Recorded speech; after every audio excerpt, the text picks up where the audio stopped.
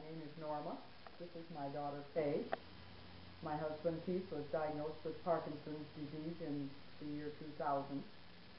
My dad worked at Rockwell Collins for 43 years. He was an electrical inspector. We lived on an acreage, raised some sheep, some cattle, a cat. Okay. When was Keith diagnosed with Parkinson's disease? It was the year 2000, but we knew he had problems before that. He was diagnosed with osteoporosis originally, and then Parkinson's after that. Parkinson's follows the osteoporosis quite frequently for men. After you noticed the osteoporosis symptoms, were there any specific symptoms that you noticed related to the Parkinson's disease? He started to slow down, and mentally and physically. I noticed that he walked really slow, and he started to walk kind of with a limp. And then after it was not real noticeable, but you could kind of tell you thought something was wrong. Then it got to be more, as the time went on, a shuffle, a slow shuffle. People know Tim Conway, little shuffling of your feet. That's what Dad did a lot, and that's very, very common for Parkinson's patients. When he was diagnosed, what were some of your first thoughts or questions you had about either Keith's future or the disease? I think I thought, why us? Why do we have to go through this? Because they said right away it was never would get better. There's no cure for it. All you can do is doctor it along. Medication helps, but it only helps so much, and you continue to deteriorate. Yes, and add more medications along. And Dad had a twin brother, and he had no symptoms. He had no Parkinson's. He had no osteoporosis.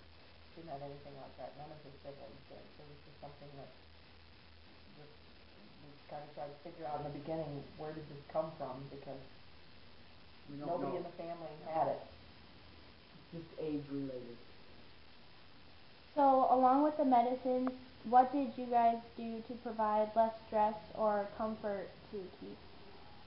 Well, we started this doctoring regime that we did with through neurologists. We ended up in Iowa City with a doctor down there, also in neurology, and we just try and make him comfortable more than anything. Yeah. Take the weight off from him, that responsibilities mostly. He had been in the hospital 3 different times for Parkinson's related falls.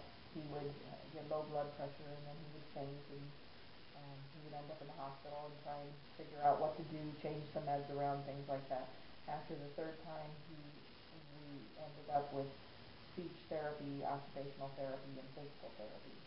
And the speech, I know he worked with a lady, and it wasn't that he was so hard to understand, but there were certain things that he said. He was very soft-spoken. So she worked with him a lot on that, projecting his voice, making himself heard. A person came in and helped with the bathing. He was very slow and got slower as the time went on with getting clothes on. Socks and shoes were very hard to get on. So we bought Velcro. Yeah, Velcro shoes, and had this device that helped to pull the socks up so that he could get those on. Had a seat in the car that rotates so he could sit on that and help get his legs in the car. Yeah, things like that were really difficult. Had a hospital bed more towards the end, and probably the last 6 months, just because it was easier to get in. It was really hard to get in and out of bed for him, hard to lift his legs up, things like that made it a lot easier for him. So, was Parkinson's disease found to be genetically linked in your family's case? We don't think so, but I believe that it is, if you are a younger person and you, like Michael J. Fox, and get Parkinson's early on, I believe then it's a genetic situation. You have a better chance. Your children have a much better chance of having Parkinson's if their parents have been diagnosed with it when they're young. Dad was 70 years old, so we talked to the doctors and they say we have as much of a chance of getting Parkinson's as anybody else does. It's not genetic in our case.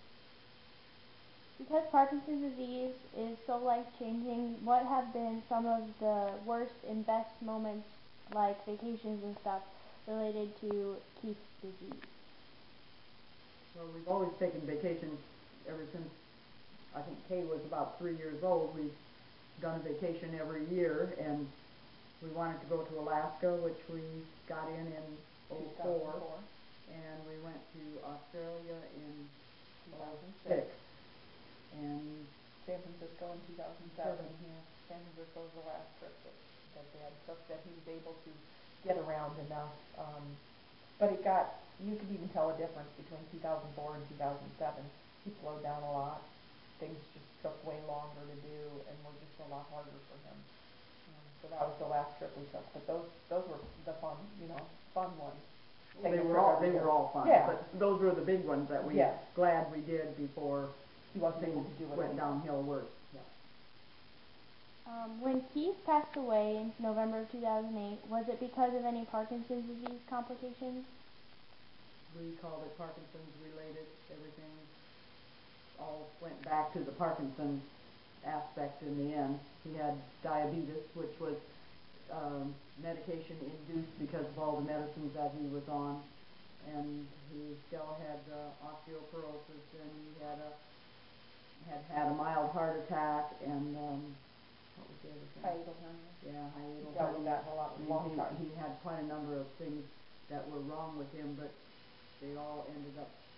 Parkinson's really took its toll. Yes, was the main wear factor. you down in the end. Yeah. Do you have any opinions, ideas, or advice about the disease or Keith that you'd like to share? Take good care of yourself. Yes. If you think you need to go and see the doctor, for goodness sake, go.